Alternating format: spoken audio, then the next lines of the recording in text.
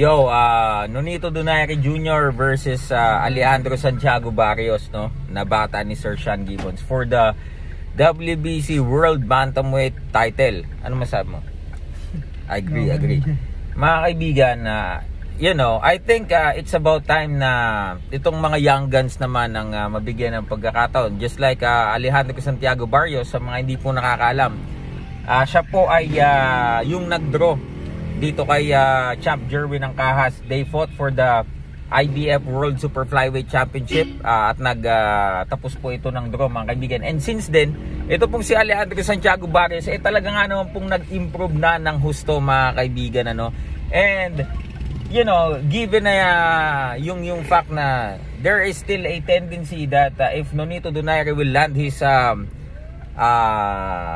itong signature left hook niya, talaga nga naman pong may paglalagyan.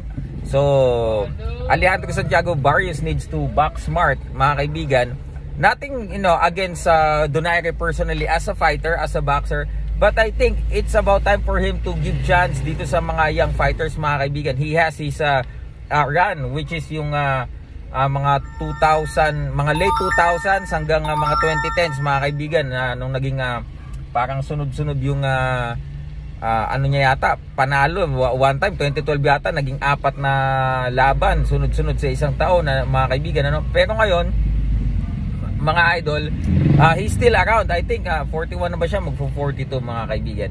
I think his power is still there, although nakita naman natin, ano, pagbasihan natin yung mga huli niyang laban against itong kay Naoya Inoue, mga kaibigan, na nag-overcommit na siya, at first time ko siyang makitang bumato ng mga alanganin na kanan, which is never ko nakita before dito kay Nonito Donaire, mga kaibigan, ano.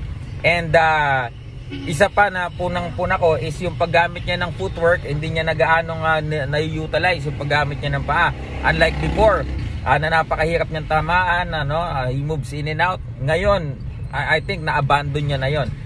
Sa tingin ko, if Alejandro Santiago Barrios manage to, you know, keep the fight outside the comfortable distance ni Nonito Donaire, I think you know, he can win against dito kay Nonito Donaire, mga kaibigan. So yun lamang, mga idol, ano. Quick ano lamang natin yan, ano. Malapit na ang laban nila ngayon, July 25 yata or 24. So yung link niyan sa mga gustong tumalpak ay ipipin ko dito sa comment section. Marami pang magagandang laban. Of course, nandiyan po si Naoya Inoue versus itong si Fulton. At kasama yun doon. Hanapin nyo lang, click nyo lang yung, mag-register lang kayo, mag-top up kayo gamit GCash. Pagkatapos hanapin nyo sa sports yung boxing, and then sa boxing yung hahanapin nyo na doon yung pangalan ng mga maglalaban. So yun lang, mga idol, Silver Voice TV. Peace.